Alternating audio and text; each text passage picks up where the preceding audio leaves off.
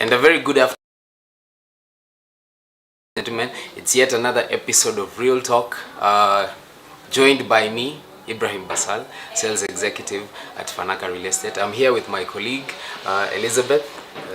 Introduce Hello, yourself to our you guys. esteemed viewers. My name is Elizabeth. Yes. I'm a sales executive here at Fanaka Real Estate.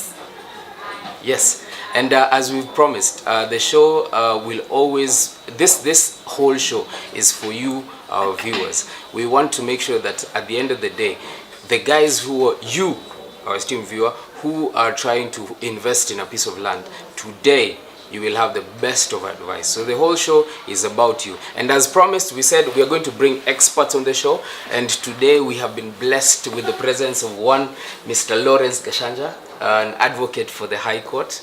Lawrence, take it away. Thank you, Basal. Yes. My name is Lawrence Gashanja, Yes. an advocate of the High Court of Kenya and the proprietor of Gashanja, Mwangi and Company Advocates. Yeah, I do almost everything for Fanaka when it comes to their legal work. Yeah, and I'm proud to be here today. Absolutely. Yeah, to answer any question that you may have. Yes, karibu sana. Yeah. So I think I'll start from the top. Gashanja, as you've said, you're an expert Yes. in legal matters. Yes.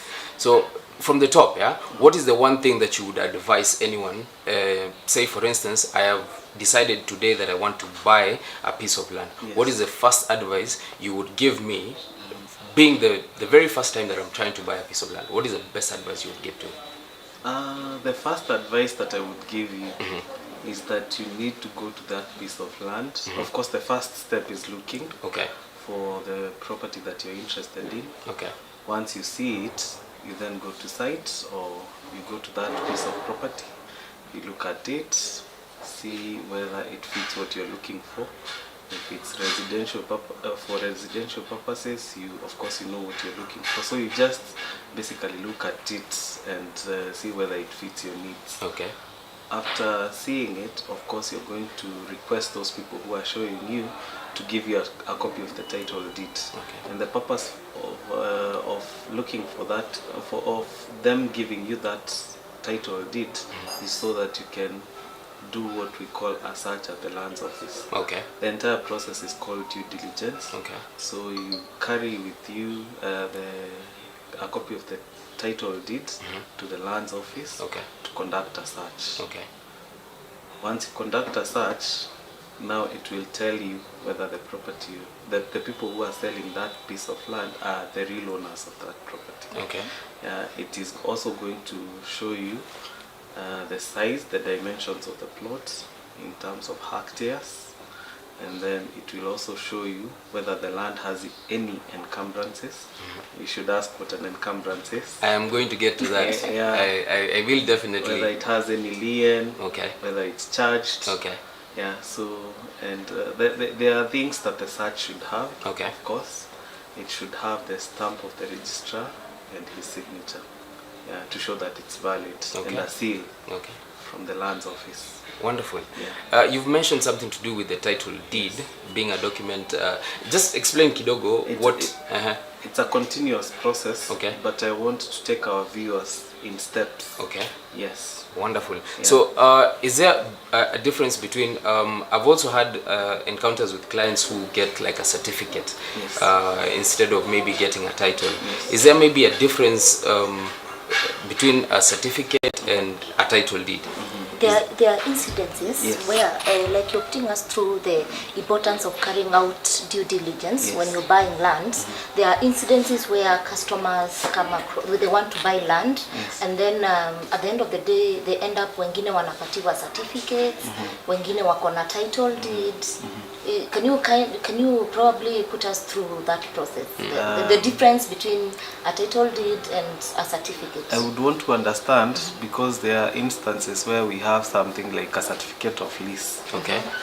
There are instances when you're given a title deed. Okay. There are other companies that even give you what we call a share certificate. Okay. So maybe you can make me understand maybe what certificate you're talking about. Yeah. I feel like what the question she's trying to ask is, sometimes there are people who are selling probably a piece of land, and instead of having the title deed, they tell you they have a certificate, because we've had instances where clients come and they tell you they've bought land in area A, B, C, D or X, and instead of getting a title deed, they were given a certificate of, I don't know how to call it. Yeah, of a certificate, I get it, which does not come from the lands office. Yes. Yeah, okay, I can take that. Yeah, number one, I would say that I wouldn't quite encourage someone to buy land only on the basis of a certificate. Okay. And the reason for this is that, of course, that certificate does not originate from the lands office. It's an internal thing, so they decide that they are going to give you a share certificate.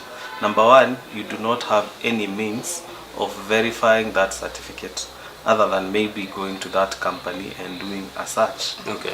We have had cases where people have been there have been cases of double allocation when it comes to plots. You are given a certificate, another one is given a certificate. You see, that is one challenge. The other challenge, you might be given a certificate and maybe the property does not have you do not have a way of verifying that certificate from the lands office. Okay. You get it? So you might be given it's just like a piece of paper, in my opinion, which does not guarantee you any safety. Okay. So I would encourage buyers to at least avoid By all means. by all means getting themselves in such a situation, because there's no means of validating that certificate. Okay. A certificate, again, is not a commitment. It is not recognized by the lands office. So for me, I think that that's a problem that you're getting yourself into. Wonderful. But there are people anyway who take risks, but I would call it a risk. So by It's the a end risk. of the day, the clients should not go for a transaction Yeah. that does not have a title. Yeah, deed because involved. there's no guarantee in having a certificate. But if you have a lands office, you know, if you have a title deed has gone through various processes even before it is printed.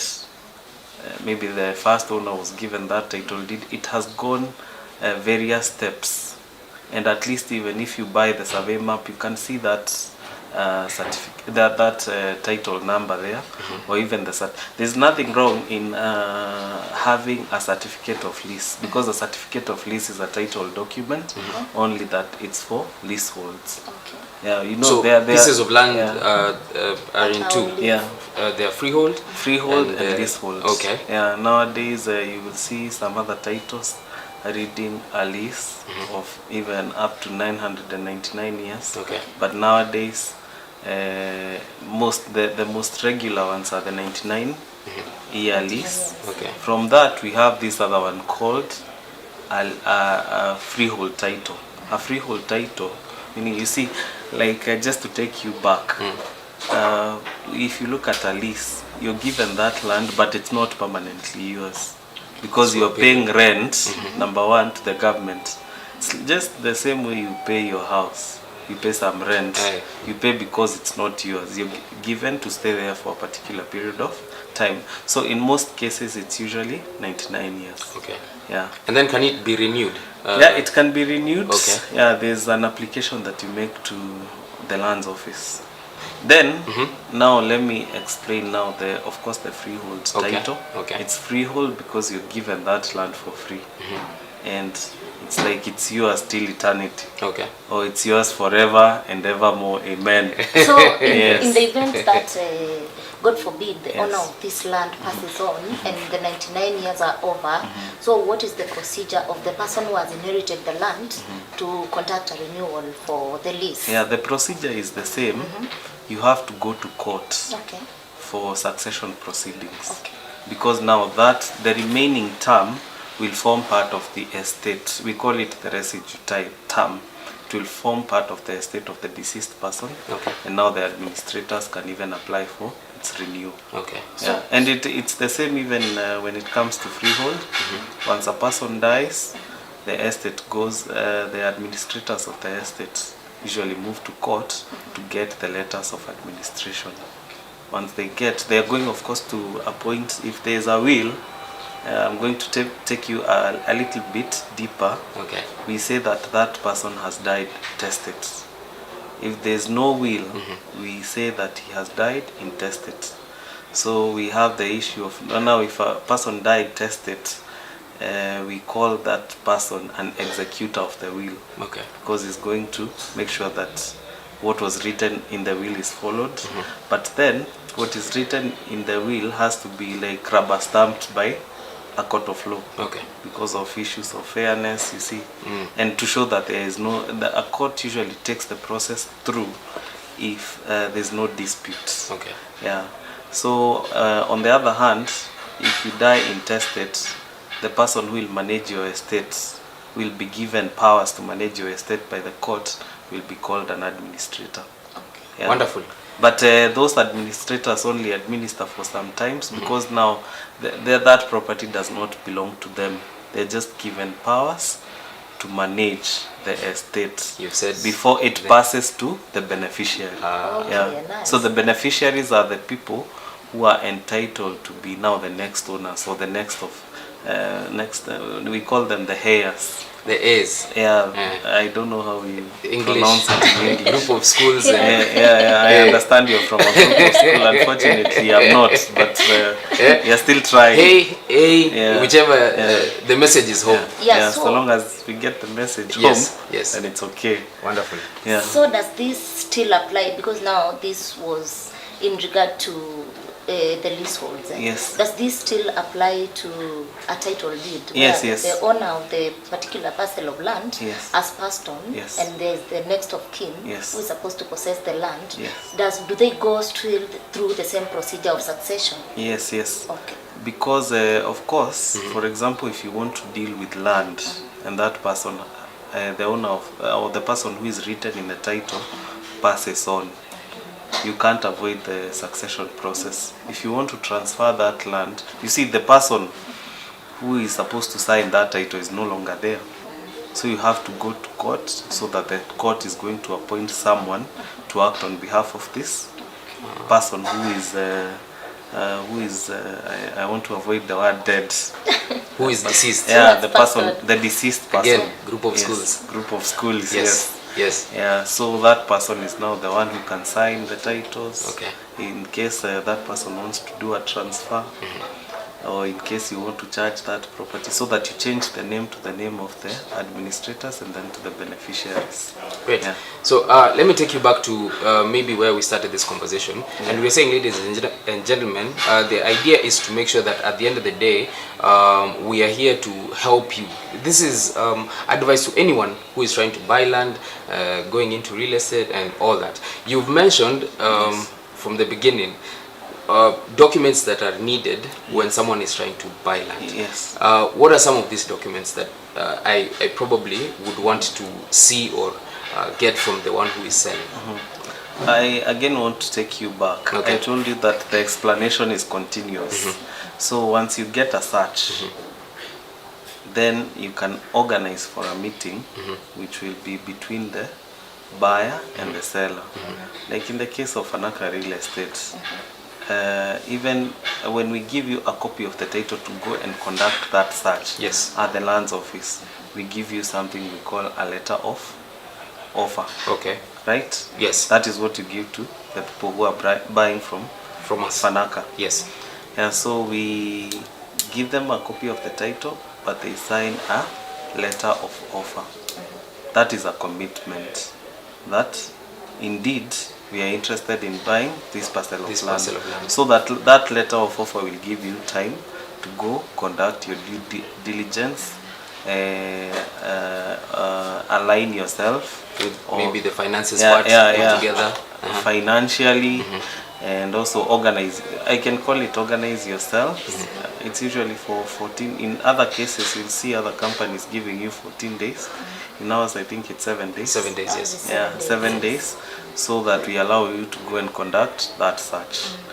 Once now the results are out, you come to the company, and now you'll enter into a legally binding contract, which is the agreement for sale, which will set out the terms and conditions of Okay. that sale. Okay.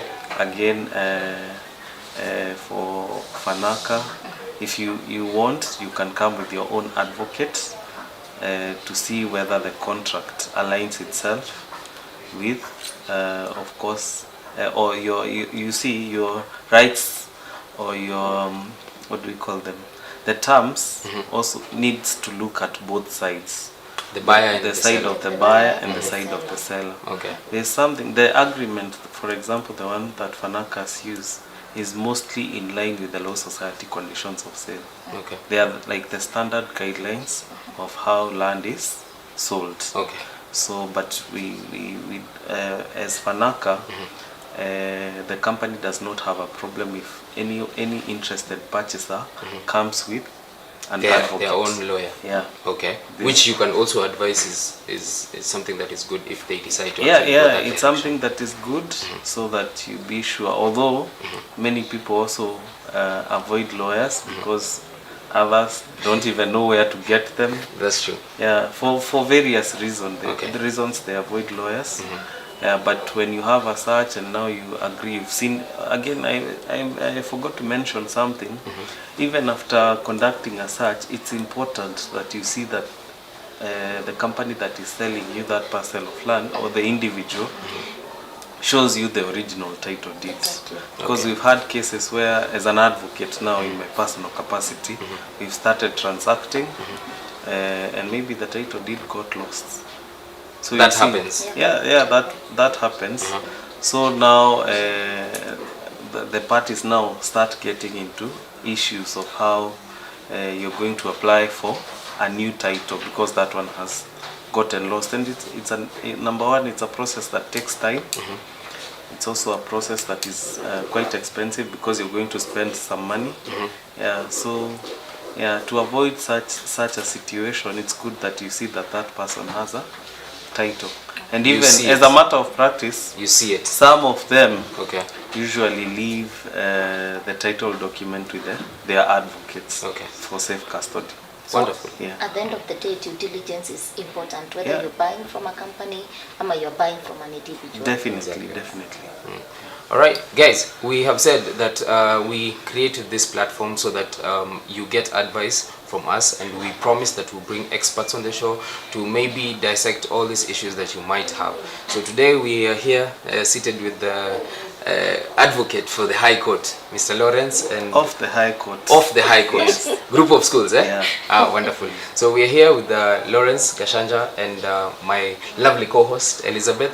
We are going for a short break. When we come back, we are going to talk about so many other issues. We're even going to take your questions. We're going to talk about all these things, and yeah, we're coming back after this short break.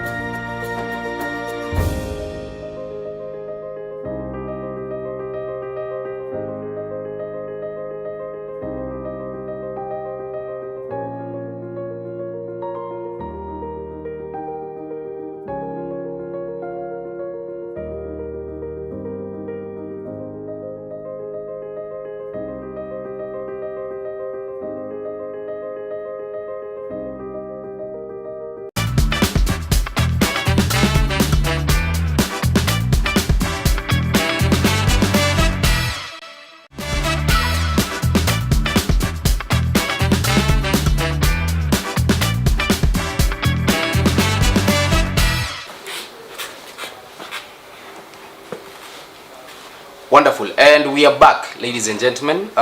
Thank you very much for tuning in. You can also share this link with your friends, your family. Let them know that we are here. We have created this platform, again, to make sure that at the end of the day, some of the fears that you have, we are going to address all these things, investing in land, so that at least investing in land is not such a hassle. And as such, we had promised that we're going to have experts on the show, and today, again, we are here with Lawrence Kashanja. You've said advocate of the High Court, not advocate for the High Court. Yes. Yes. What's the difference? You're a bright student. I know. Of course, for and I off didn't is- eat school fees. Yeah. Group of schools, I didn't eat school They have fees. different meanings. Okay. Yeah. Wonderful. Liz, you had a question for Kashanja. Yeah, there's someone who is asking, what happens if a client needs the issue of title deeds? We've just discussed. So someone is asking, what happens if a client has gone through the process and everything, and the title is out, and they need someone to pick it on their behalf? Maybe they are not present, they are out of the country, our diaspora clients and everything. What happens? It's possible to at least at the onset, if it's possible, you can just inform the company that you're not the one to pick the title. Okay. So you can sign a document, because I believe Fanaka has email addresses and contacts of the person who, of course, is purchasing that property. So by way of email, that person can write. And it's request, good. Requesting that someone else collects the title on their behalf. Okay. Then it is always good, because I believe that the sales executives have their contacts. Yes. Other than the email, it's always good to communicate on phone, and so that, of course, you you see, because someone, in my understanding, Yes. someone can steal or can use an email address of another person Okay. to write. So precautions should be well put, so that at least you talk to that person, and confirm that indeed they want the title deed to be written in, not to be written, but to be collected. To be collected by this individual. by this individual, Okay. because I believe the sales executives usually have a personal connection, direct connection client. With the client. with the client. Wonderful. So, taking you back to the conversation that we were having before the break, you had mentioned something to do with due diligence. Doing a search. Yes. So many clients feel like it's very tedious. Is it something that I can do by myself? Say you're the seller. You've given me the title deed copy. You've told, as per request, is it possible for me to actually do the search as the buyer? Definitely. Okay. And what Because, is the process? Yeah, of course, the land office is open to anyone, Okay. any citizen of Kenya, any non-citizen of Kenya. If you guys are selling leasehold titles, it's open. So you just need a copy of the title. There's a form that you fill in. Okay. Of course, nowadays, our president, our good president, Yes. Mr. Uhuru, Honorable, Yes. His Excellency. Again, group of schools. Yeah, You His have to include that Excellency. honorable. Yeah, Yes. His Excellency Uhuru Kenyatta said that the searches will be conducted for free. Okay. So you don't have to To pay. pay Okay. for your title to be out. So And what is the once duration? you load the documents, you can wait for a week or two Okay. to get the title. Okay. Of course, it depends with the registry. Some are fast, of course, some are not very fast. Okay. Yeah, Wonderful. but we can give it a week or two. Maybe I can just mention some of the comments from our clients Yes. who are watching online. Yes. There's Eva Mudei. She's saying very informative session today. Thank you, Mr. Wakili. Yes. Great show from Empress Nungari. Okay. She's saying it's a great show, and thank you so much, Wakili. I think we Asante. should be calling you here more often, Yes. so that we can For sure. Absolutely. get to for discuss these things which are very critical in the process of Yeah. buying land. Yes, yes. Yeah. So Asante sana. again, back to the initial question. I had asked, what are some of the documents that I need to request apart from the title deed? Say, for instance, I've gone to the land, I've done the part doing the search. What other documents? Because I see there's a question here. Someone is asking, Purity Mwangi is asking, is the letter of offer a legally binding document? No, legalistically speaking, a letter of offer is not a binding document. Okay. Get it? So I cannot sue you, or I Although cannot take you to court. There are terms. with- It can, you see, in law, we call it can be a persuasive, it can be used to persuade the court. Okay. But it's not as binding as an agreement for sale. Talk That's to us why about. it expires. I think I Yes. wanted you to come to that part of Yes. the agreement now. The sales agreement. Yeah. Yes. So after, of course, after all the parties have agreed on everything, now parties will meet, but it's not necessary for them to meet. If they are represented by the advocates, of course the advocate for the person who is selling or the company that is selling is the one who drafts the agreement for sale. Okay. So it's drafted by, we call them the vendor, is the one who drafts, or the seller is the one, they either the seller or the advocates for the seller. So after that agreement is drafted, it is shared with the purchaser's advocates, or the purchaser is given to read. Okay. If they have things or proposals that they would want, they are given a chance to review the agreement. They say that we don't want this, we feel that this is not fair. So there's like a negotiation that comes into play to make all parties comfortable with everything that is in the agreement. Okay. So once they agree on everything, then there's now signing of the agreement. The agreement is signed. Of course, there's the deposit that is agreed. So the deposit is, now the purchaser pays the deposit immediately after signing. So that now, yeah, so of course the agreement has very many things. It has the parties, it has the recital part, it has so many things. It has the properties that is being sold, the price. It has, of course, the completion date. Timelines. The Okay. completion date, when you're supposed to pay, or the duration in which you're supposed to pay. After that, it has the completion documents, and you asked a very important question Okay. on the documents.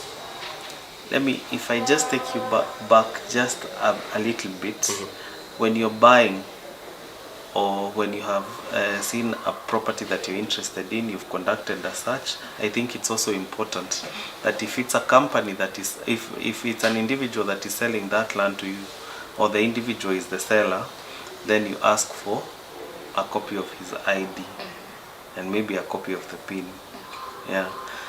And Then, in the case of in the case of a company, you ask for the certificate of incorporation, the PIN, the IDs of the director, and the KRA PIN of the director. Okay. Very important. Very important. Yeah. Okay. And then if it's a company, again, you can go further and conduct a search. For now, To the company. see, yeah. If it's Fanaka Real Estate Limited, you need to know who are the directors, so that you know who is that person who has been given who has been mandated or authorized to sign even the transfer or the agreement on behalf of the company. Okay. Yeah.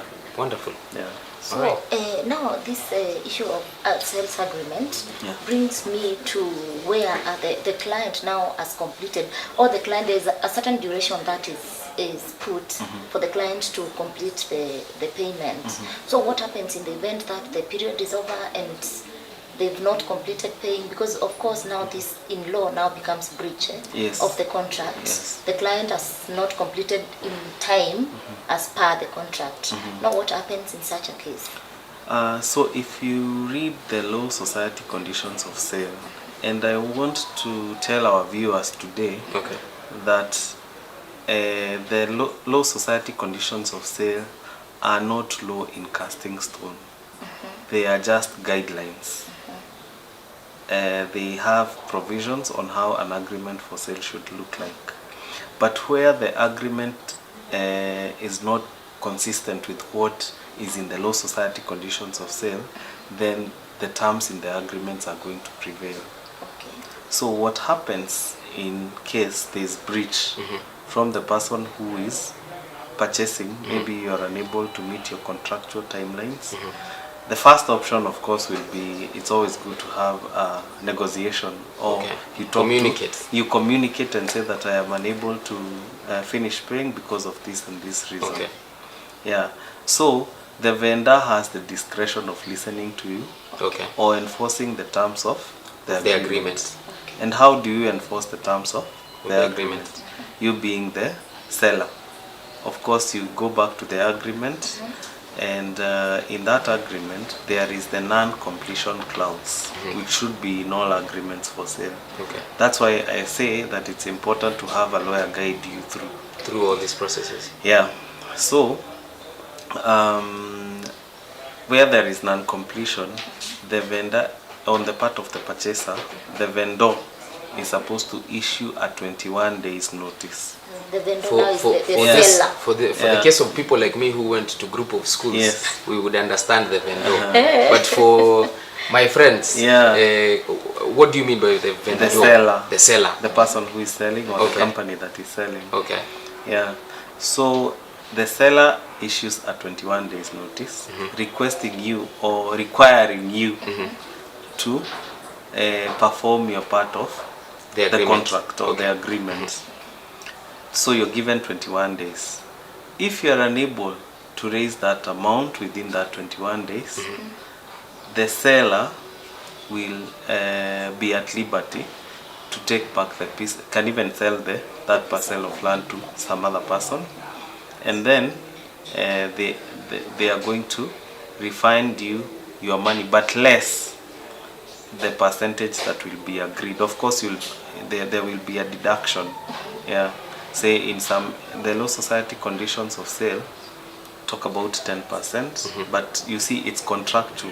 Yes. So in other companies, you see Different some percentages. talking about 20%, and this 20% that is 10 or 20%, or even 30% that is being deducted, it's deducted on the basis of on the purchase price. Okay. Yeah. So it's 20% of the purchase price. price. Okay. Yeah. So Or 10% or 30%. Whatever percentage whatever. it is, Yeah. it varies from company to company or from the guys selling Yeah. the land. According to what you agree. The agreement. Yeah. Okay. Of course. So what I'm getting from this Yes. is that a sales agreement is a document that a client should go through again and again, and probably through the guidance of a lawyer, Yes. or even through the guidance of your sales agent, Yes. so that you can get to understand each and every clause and the Yeah. cost implications Yes. that can come with you defaulting. Yes. Yeah. It's important for you to read a document before you put a signature of it on it, Okay. because you have to read, understand before you sign, Okay. because you have to understand what you're getting yourself into. Yeah, true. Because in case there's a dispute and then you go to court, of course the court is going to follow the terms of that agreement, unless maybe that there are some terms that the court might say they are exorbitant, or they are not bad and they can't have any standing in law. But we should not assume, we should read the agreement. Yeah. So it's always important to read the agreement or any other document Okay. before you sign, because once you sign, it becomes binding. Legally You can't, binding. yeah, binding. You can't get away from it. Okay. Yeah. Right. Thank you very much, guys, for tuning in. We are trying to go through some of the questions. You can keep sending them on our YouTube channel. You can also go online on Facebook. I believe we are also on other social media platforms, Instagram. Go live, send in your question, and we are going to tackle all these questions today, as promised. We are going to be bringing more experts on the show, and I am seeing guys asking, how can I there's more Wairimo Wanjiro, how can I own a plot if I don't have Kenyan citizenship? Wow. That's a very interesting question. Okay. If you're not a Kenyan citizen, it's the constitution is very clear on it, because it usually states that if you're not a Kenyan citizen, you can only own a leasehold property Okay. for not more than 99 years. Okay. Yeah. So you can only own a leasehold. You can only, so there's no way for a Yeah. foreigner to own a freehold parcel. Yes, that Okay. is the general rule. Okay. Although if you have a company and maybe the Kenyan directors or the majority shareholders are Kenyan, For the company now. yeah, Uh-huh. Kenyans, it's also possible for you to own a property. Okay. Yes. Now through the company. Yeah, Okay. now through the company. Okay. There's another question here. Someone is asking what's about the land rates and the land rent and land rates. Maybe you can give us the difference between the two and Yes. how to go about it. So for the, of course, we are going to start with the land rent because I talked about leasehold titles. If the title that you're purchasing appears to be leasehold or it is a lease for a certain number of years, you'll have to pay rent. And I gave a very important example Yes. of many people, of course, who are renting. There is the landlord and the tenant relationship. In this case, the landlord is the government of Kenya. Kenya. Kenya. And you, whose name is written on that title document, a certificate of lease, are the tenant. So of course you have to pay rent. So just to clarify, it is only for leasehold titles because it's a lease. Okay. And when you're leasing something, that thing is not absolutely yours. Yes. You've taken it to pay something so that to use it for a certain period of time before you give it back to the owner. Okay. It's like being lent something, Yes. some money. Okay. That money is not yours because you have to give it back to the person who lent you. Are there chances that So, yeah, so that is, so you only pay rent when the title is a leasehold title. For freehold title, you do not pay rent. Yeah, you wanted to ask something? are there chances that after the 99 years the lease can fail to be renewed for the land? No, you see, but it's an application. You see, an application can be accepted or rejected. But in most cases, they usually go through. Okay. Yeah. Unless maybe there's a reason for you being denied that lease.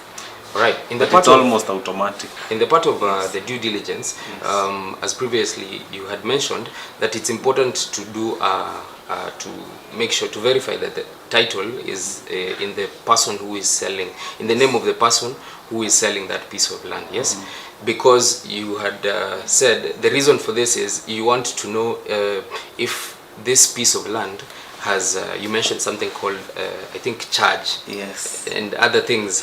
They are called Encumbrances. Encumbrances. Yeah. And Group of schools again. Group eh? of schools, Okay. yes. Yeah. Kindly take us through that bit.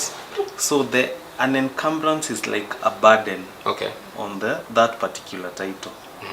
You see, for example, if there's for example, you've taken a loan using your title as a security, and you have not cleared that loan, of course that title will, and that interest, we call it an interest in land.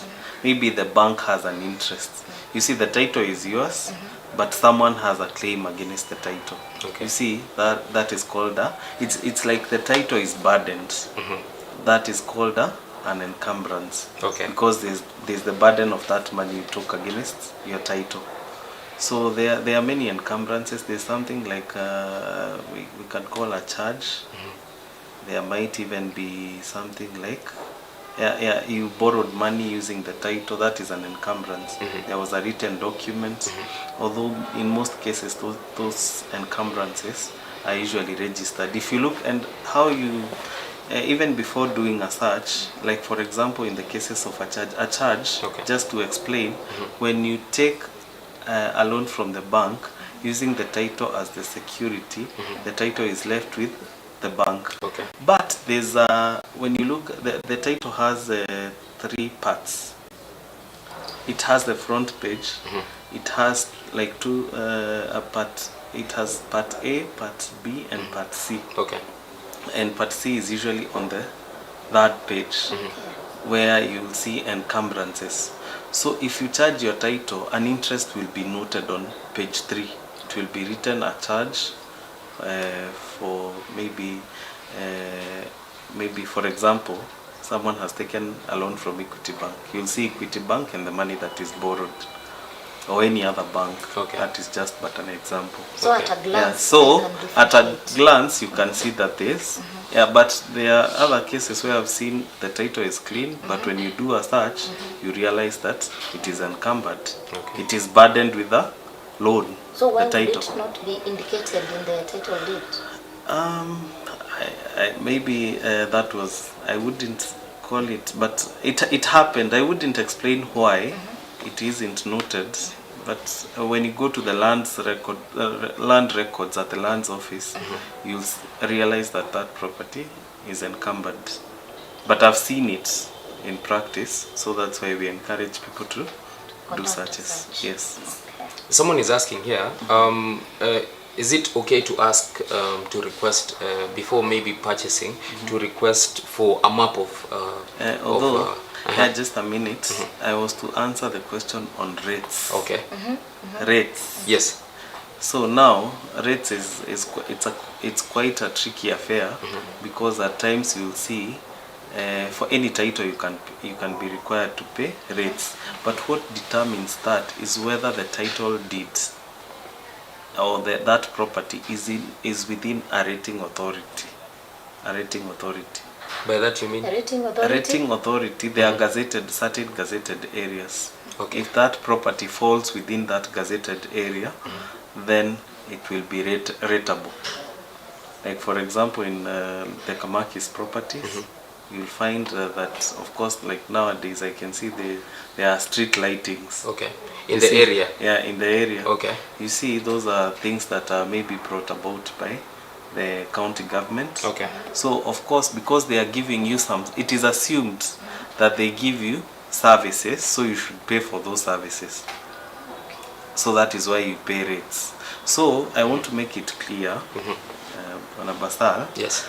that you will find freehold titles and leasehold titles where you are required to pay rates. Okay. There's nothing wrong with it. Yeah, so rates, again, both rates and rents are paid annually. You pay them annually. So it's good to just check. If you have a title, maybe this is for our viewers at home, it's good that you check whether your title is within a rating authority. Okay. Yeah. Wonderful. I was asking, Yes. there's a client, viewer who is asking, is it important to get like a map of, a general map of the area Yes, it's before buying?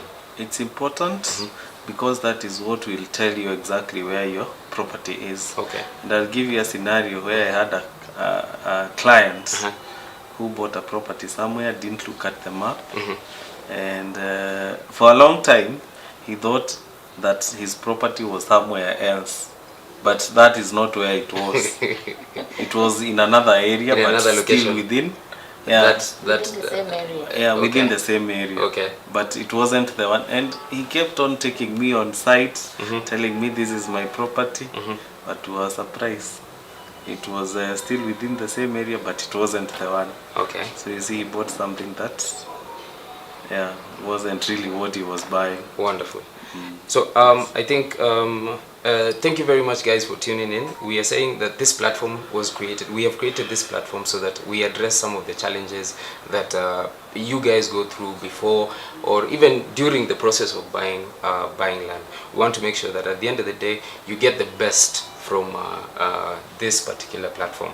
Now, someone is asking here. I think you've tackled this one. If a Ugandan resident with Kenyan birth certificate can own land in Kenya. Because a But Ugandan, if does that make them a citizen? This is a Ugandan resident with a Kenyan birth certificate. what that Ugandan maybe resident can do, if you see, if you have a birth certificate, Yes. then that means that you're a Kenyan by birth. So Exactly. you can apply for citizenship. Well, you can actually apply for a national ID. Okay. Yeah. With Once the you birth get the national certificate. ID, you're a Kenyan citizen. That's so you true. can own a You can property. own a Yes. property. Okay. Mine are just compliments from Yes. the viewers. Okay. Grace Chege is saying, I came across this very educative insights. Thank you, Wakili. Someone else is saying, thank you for the good show Yes. and keep coming back Okay. so that you can put us through this. All right. I think I have a few more questions. Talk to us a little bit about. I think you mentioned the stamp duty. Yes. What it is, how it is paid, and such. So, thank you. Stamp duty is a tax. Okay. And stamp duty is a tax. Of course, all taxes are paid to KRA. But the person with the responsibility of paying that stamp duty is the person who is purchasing that property. Get it? Yes. It's not the seller. It's the buyer who pays the stamp duty.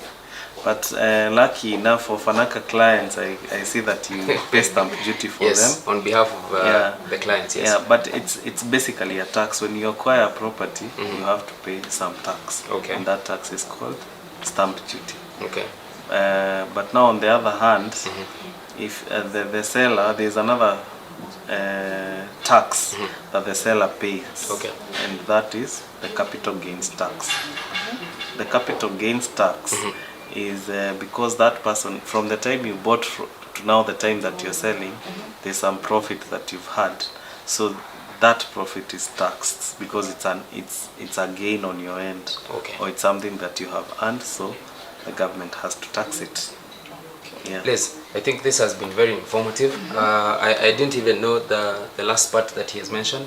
I think this is something that we need to do again.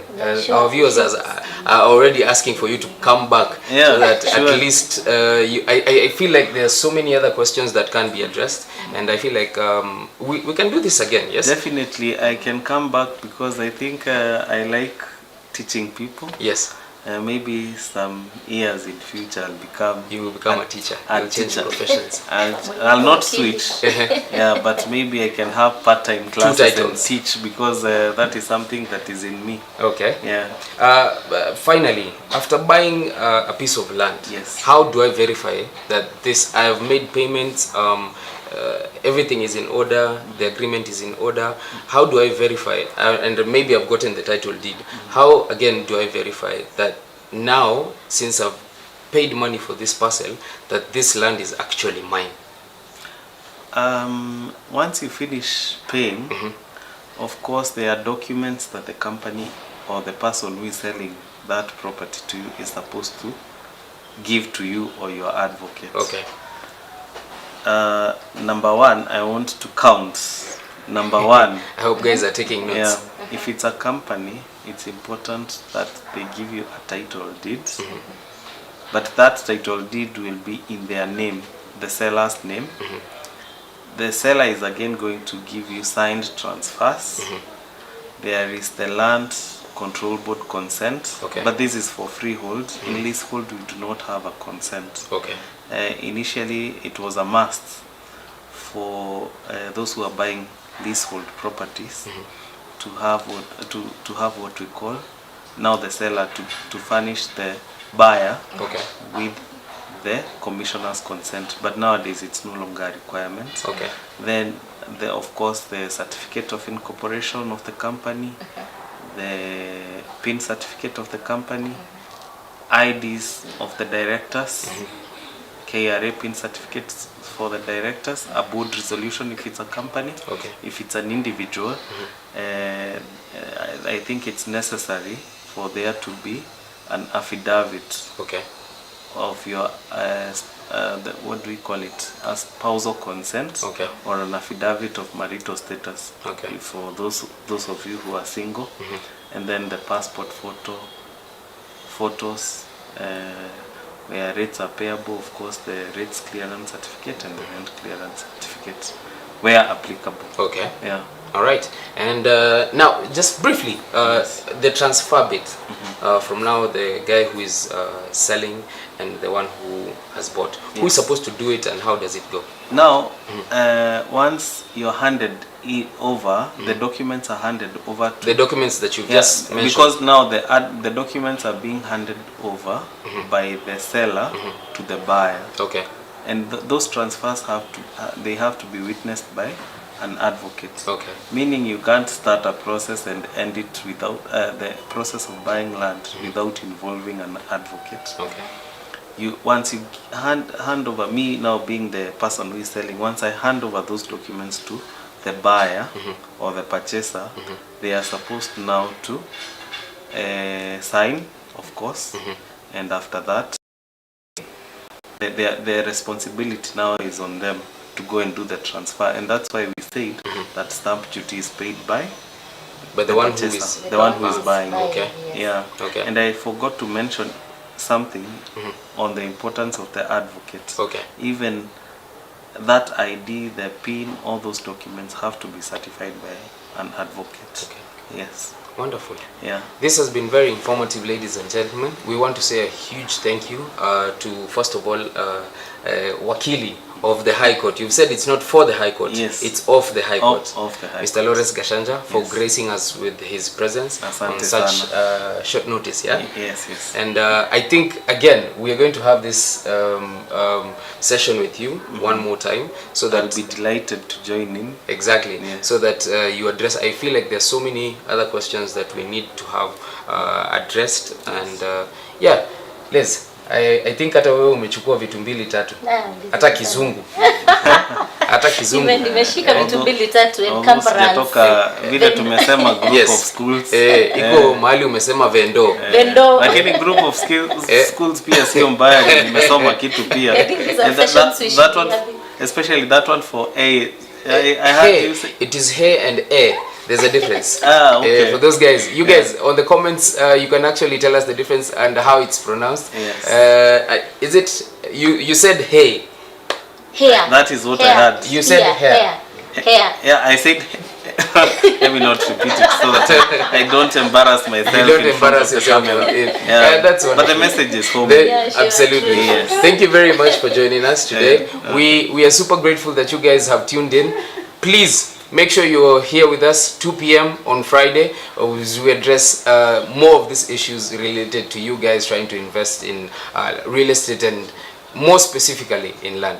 It has been such a pleasure to host this show. Thank you very much. Have a good afternoon. Asante sana.